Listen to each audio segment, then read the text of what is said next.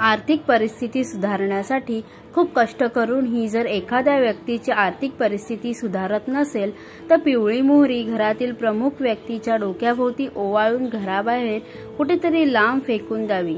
ज्योतिषशास्त्रानुसार असे केल्याने व्यवसायात आणि नोकरीत संबंधित समस्या दूर होतात।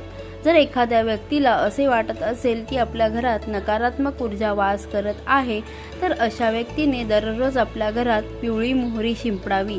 असे केल्याने घरात सकारात्मक ऊर्जेचा संचार वाढतो, तसेच घरात अन्न आणि धान्याची वाढ होते। तुळशीजवळ या गोष्टी चुकूनही ठेवू नयेत। शूज आणि चप्पल कधीही तुळशीच्या रोपाजवळ ठेवू नयेत, हा तुळशी मातेचा अपमान आहे। लक्षात ठेवा, चुकूनही तुळशीच्या रोपाजवळ झाडू ठेवू नका। तुळशीच्या रोपाजवळ डस्टबिन ठेवणे सुद्धा तुळशीचे अपमान करण्यासारखे आहे। तुळशीचे रोप ज्या ठिकाणी ठेवले आहे त्या ठिकाणी काटेरी झाडे लावू नयेत। तुळशीजवळ कधीही अशी रोपे लावू नये त्यातून पांढऱ्या दुधासारखा पदार्थ बाहेर पडतो।